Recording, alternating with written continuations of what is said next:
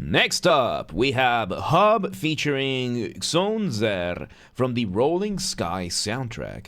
Once again, everybody, this is a Basterd's LFA, a layman-friendly analysis. I'm a professionally trained musician, a composer, and my objective here is to explain things in a way so that you don't have to be one to understand what is happening here musically. So, if you like the sound of that, make sure you're following the channel, subscribe to the channel, whatever term you're gonna use, like the video, share the video, leave a comment, turn on notifications, become a member.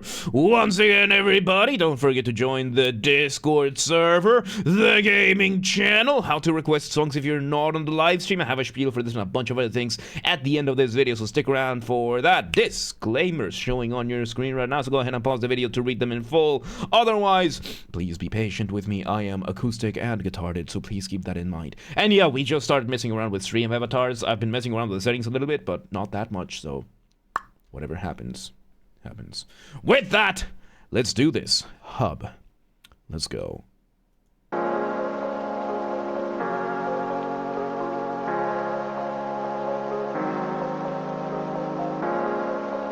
Okay, so we start with three main elements. The first one, of course, being a piano, giving us some, it's a slightly distorted piano, giving us our initial chord progression. A chord progression is just whatever chords you have in the order that you're playing them. This is usually based on the principle of the scales, right? This is something that comes from harmony.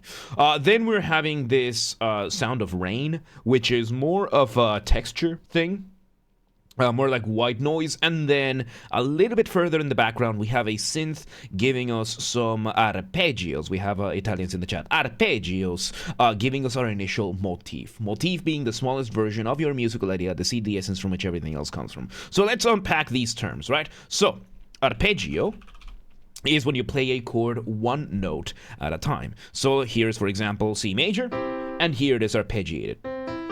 And the way we're doing this, we are developing this motif by doing a couple of things. Number one, we are sequencing the motif using what is called voice leading. Sequencing is when you repeat a motif or a melody of some sort from a different starting point. And voice leading is the art of changing chords the most economically way possible. So whenever you are, whenever you're making music, you have, or whenever there's music, you have three elements, right? Melody, harmony, and rhythm.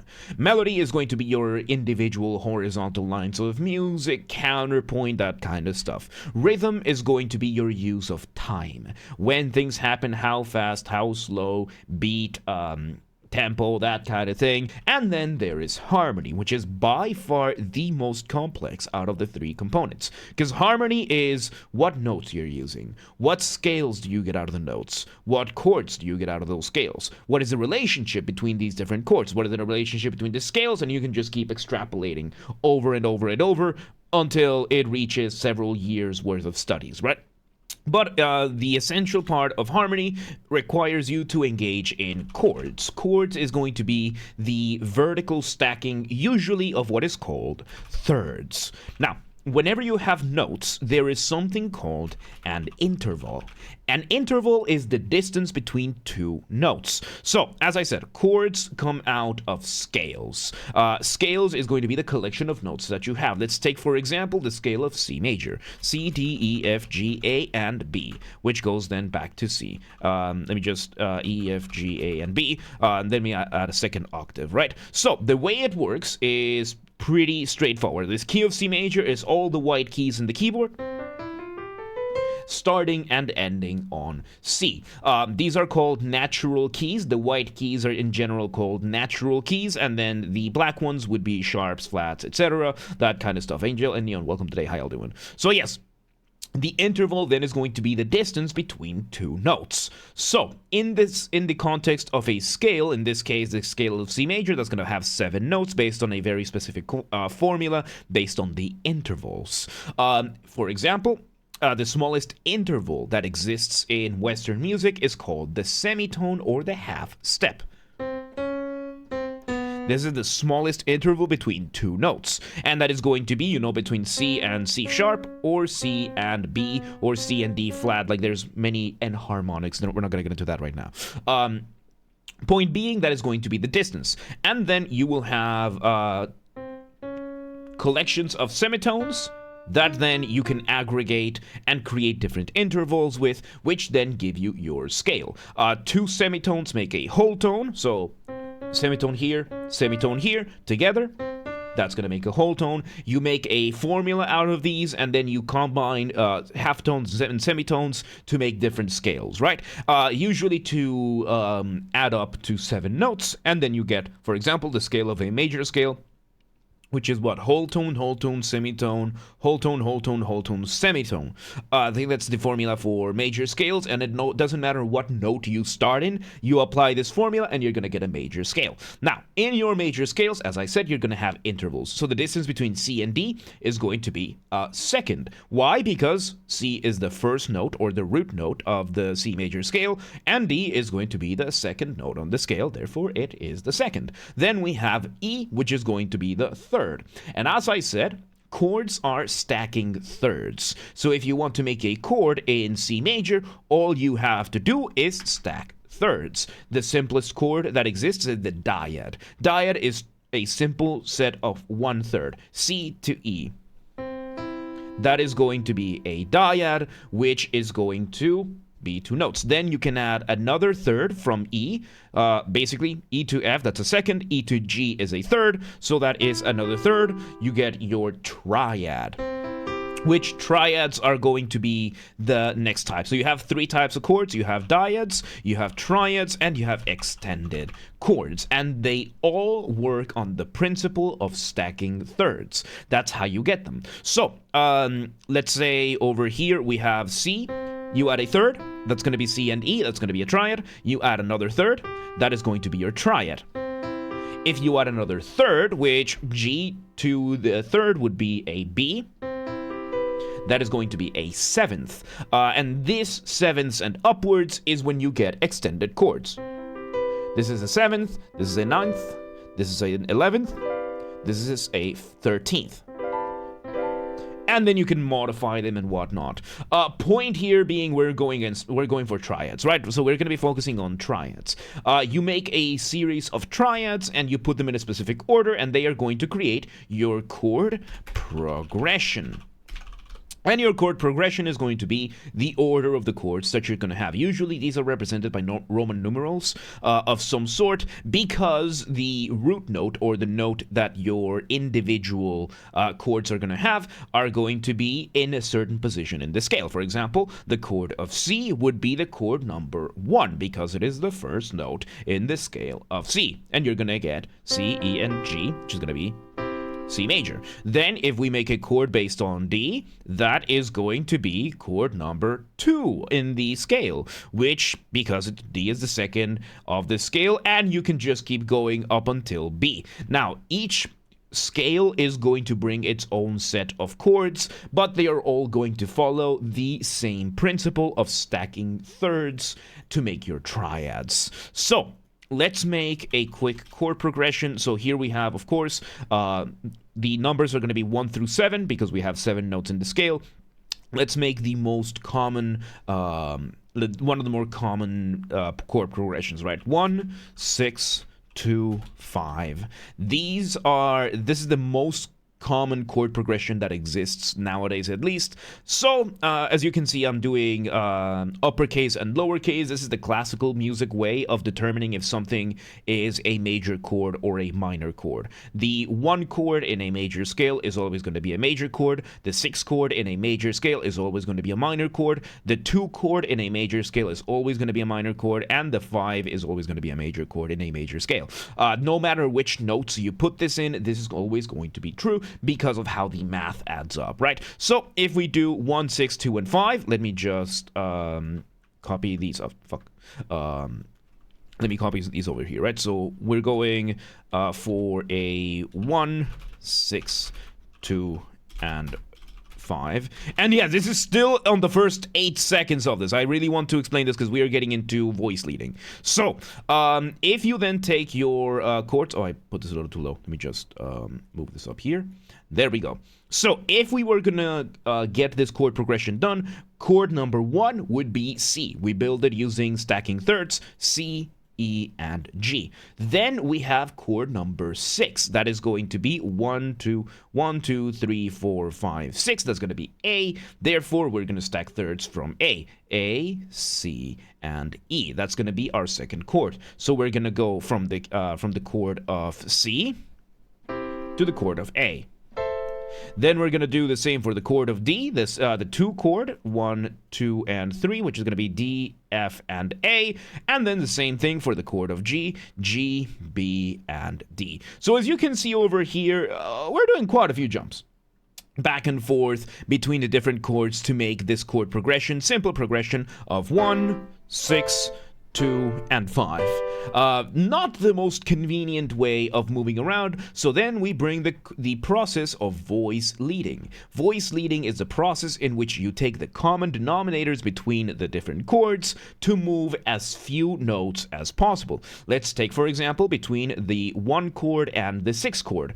1 chord is C, E, and G. The 6th chord is A, C, and E, which means between the 1 chord and the 6th chord, we have an overlap of the 1st and the 3rd note of the scales. So what do we do with voice leading? We take these notes that would go up here, and we just hold them down here. So we hold down C and E, and now we just move from G to A. So instead of going from here to here, we just need to go. Very, very simple. Texture pack I'd like you to add. You can put it on the Stream Ideas channel on the Discord. So yeah, and then we just do the same thing, right? So the chord of D, we already have this. The only common denominator is A, so we just need to move C to D, E to F. We're good. Then the chord of G, we only have the common denominator of D, so we can move this one back here, and now we have this going on. And here you go, right? This is how you get your voice leading. So instead of going from here, which you can see it's quite the set of leaps, we engage in voice leading. And now we have a solid chord progression with voice leading. So we apply this to the arpeggios we are doing, and we can now sequence these arpeggios with the chords that we're playing.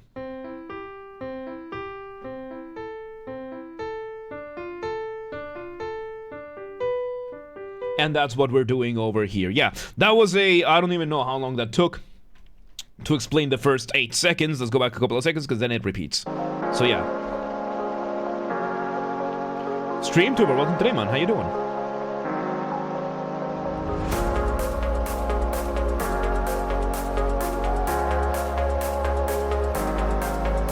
Okay, there we go. So now we bring in our first bass. We bring in the first set of drums, doing the little hi-hat, you know, it's kind of thing. We bring another melody, which I think it's doing the leading tone of the thing that is happening, right? Leading tone is usually the highest note of your chords, right? So in the case of, let's say, if we do C major over here this way, then our leading note would be this one over here. Then if we were to change this one over here, then our melody is becoming, our leading tone is going from the different chords. And that's what we can use to extrapolate a melody from this. So we have a melody higher up a little bit, still spelling out the chords that we're using. Basically, we're just reusing the material in a new way, grabbing the highest note from each chord and using that as a melody. Let's see where this goes.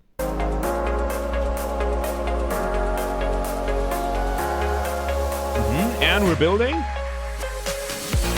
Oh! Okay, so we bring, we have a quick moment of build-up, we bring in the dropping of the beat, and of course, very, very beautiful use over there of what in electronic music is called a hook, where we kind of removed everything. We had one more layer to delay the dropping of the beat. In the more academic term is rhythmic displacement. Rhythmic displacement, as the name suggests, is when you displace something in your rhythm so that you either push something down so that it sounds later, or you rush something up so that it sounds earlier. In this case, what did we do? We build up, we push back the dropping of the beat itself, we have one more run of the motif, and then we drop the beat. This in electronic terms is called a hook. So we have this going on. Now, of course, we bring a drop, we bring the bass and the drums, very dramatic, and now we make the motif go from being in the background to now being in the foreground. Now it has the full synth going for it. Let me go back a couple of seconds so we can hear it again.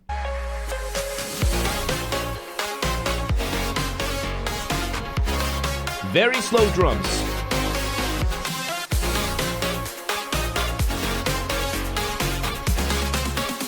With another build up.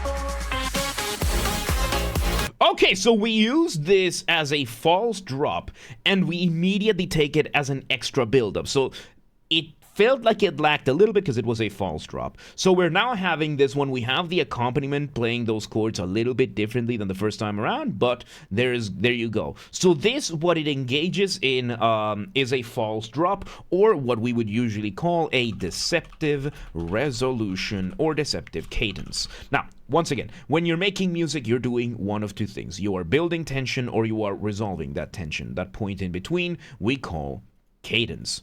Now, a deceptive cadence is when you, instead of making this shape over here, you grab this and you build up from there. And then your other cadence becomes more pronounced. So, usually this is something you do in the chord progression. You will do this, for example, whenever you reach your chord number 5, your 5 chord, that's going to be called the dominant chord. So from C, it would be G, right? Which then creates the expectation of resolving back to C. But if you engage in a deceptive resolution, you're going to bring it anywhere except that. So it gives you that that sense of continuing, of it's not quite done yet. In electronic music, it's a little bit easier because in electronic music, you don't really have to worry as much about harmony or anything else like that.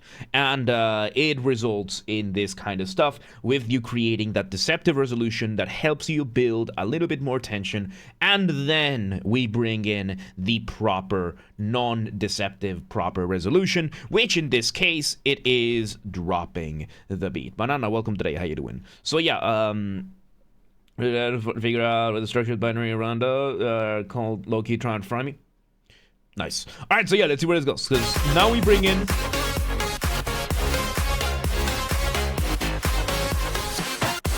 nice. So now we drop the beat. We have the full drums. More developing of the melody. Brief moment there. Okay, brief moment there. Once again, rhythmic displacement. We bring down the intensity. Now we bring in a saxophone. Let me hear where this goes.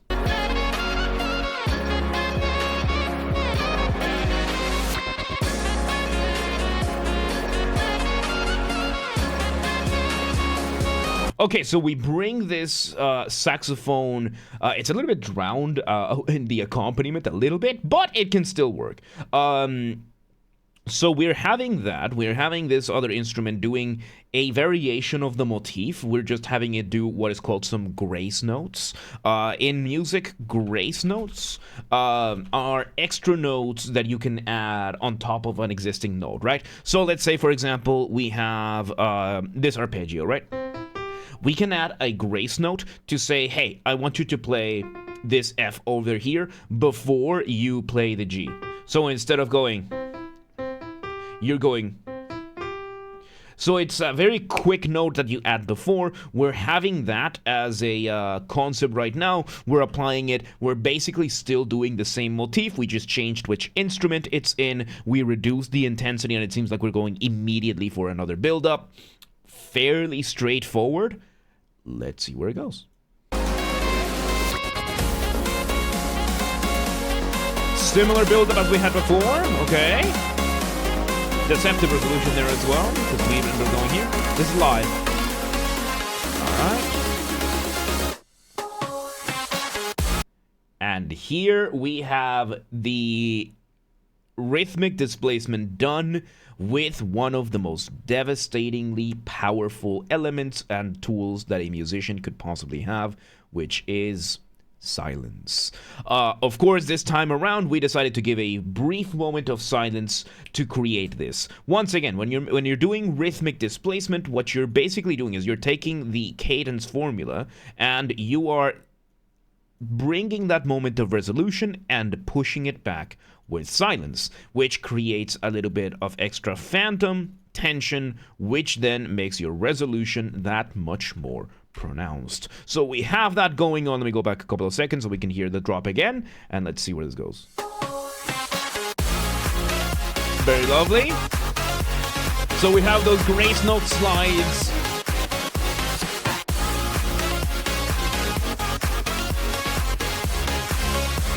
So this... Oh, okay, so this version of the motif, I couldn't hear it earlier as much because it was a little bit drowned in the accompaniment, but now I'm seeing what's happened. Not only do we have the grace notes doing a little bit of sliding, a slide in music is when, as the name suggests, when you slide between the notes. As I said, the smallest interval that exists in Western music is a semitone, right?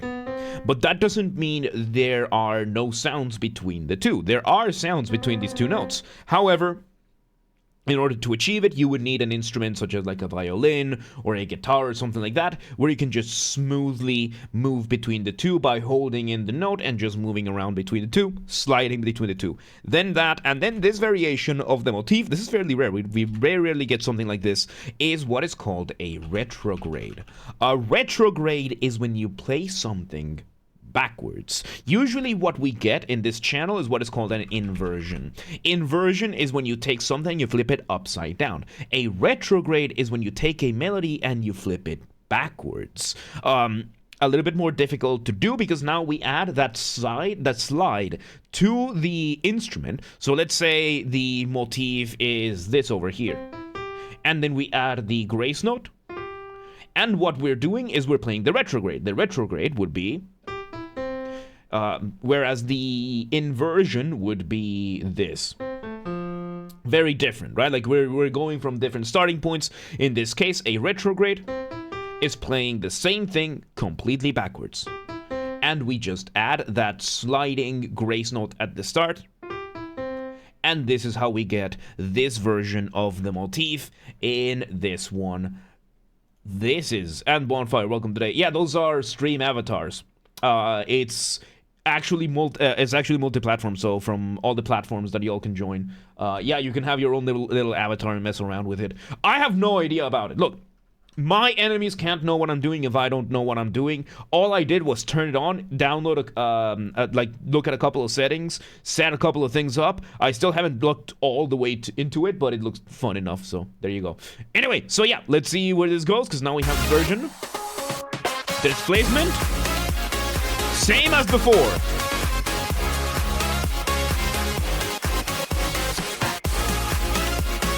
Oh, beautiful.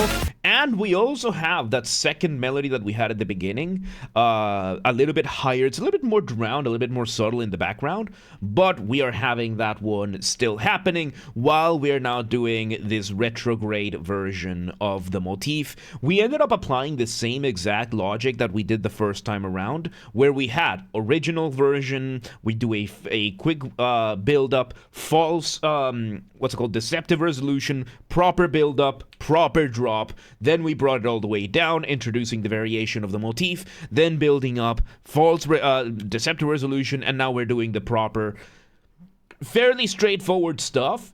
It works. It's good. Let's see how this goes.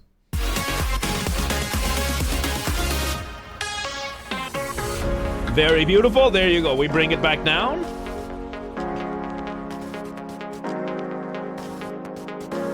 New version of the motif.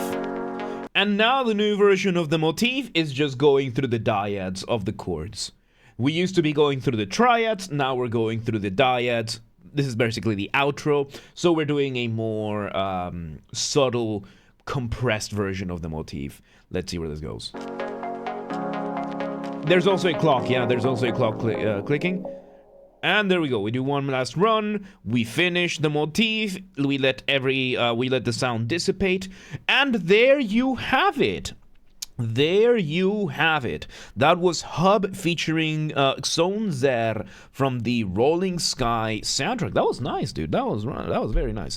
Once again, everybody, this has been a Basterd's LFA, a layman-friendly analysis. I'm a professionally trained musician and composer, and my objective here has been to explain things in a way so that you don't have to be one to understand what's happened here musically. So, if you're watching this on the YouTube video archive thing, if you're watching this on the YouTube video archive thing, thank you for watching. Make sure you're following the channel, subscribe to the channel, whatever term you're going to use. Like the video, share the video, leave a comment, turn on notifications, become a member. Once again, everybody, don't forget to join the Discord server, linked in the description. That's where everything gets announced first, whether it is the streams going live, the YouTube videos going up on the channels, updates to the schedule or projects coming out, whatever it is, it all gets announced there first. Of course, we hang out there as well. We steal memes from other people's servers, and we just try and have a good time there. So link in the description. Go join the Discord channel. Also share these videos with everybody that you know, with your friends, with your families, with your family's friends, with your friends' families. Those are two very distinct concepts, by the way. With your online and offline communities, go share these videos with everybody that you know. Also use the hype function on YouTube. We have a group on the Discord that coordinates for that. Linked in the description. That's another reason to join. Go coordinate for the hype. Yes, artists, musicians, this is an open invitation. Let's work together on YouTube or otherwise. If you are a musician and you want any of my musical skills for any of your projects, whether it is my guitars, Mongolian throat singing, you know, the little kind of thing, regular singing, voice acting, whatever it is, reach out, let me know, let's work together, let's make stuff.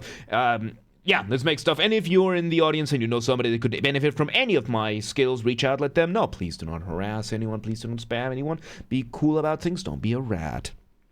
Members get early access to the content. I schedule the videos for the week on Saturdays, and if you're a paid member on YouTube, regardless of your tier, you get access to the videos when I schedule them, at least for the LFAs. So become a member today. If you want to listen to this without me interrupting every 3.5 seconds, I'll be linking in the description down below. If you want to request songs and you're not on the live stream, check the pinned comment on this video. It has the instructions on what to do. If you want to catch the streams when they happen live, we aim for Monday through Friday, 6 p.m. Central European Time, at this time at least. We stream live on Twitch, YouTube, and Kick so that you can tune in from whichever platform you prefer. Again, 6 p.m. Central Europe. If you do not live in Hungary, do not worry. We have the full up-to-date streaming schedule showing in your local time zone in both Discord and Twitch. Another reason to join the Discord. So, if you live in Seaman, and you're like, yeah, but what time is 6 p.m. in Hungary? I don't live there. Do not worry. We have the full up-to-date streaming schedule in your local time zone in both Discord and Twitch. Linked in the description. And follow the gaming channel. I have a gaming channel because, of course, I have a gaming channel. I'm on YouTube. What else could I possibly have? Games are Basterd. That's where I put the gaming after show recordings when they happen. Recorded live during the main channels. And then the recordings go here. Linked in the description. Or just search on YouTube. Same username as James R. Basterd. Just swap the J for a G. And you got it. And, yeah. There you go. Hub. Zone Zer. Rolling Sky. That was good stuff. Good stuff, man. Good stuff. But, yeah. Let's move on.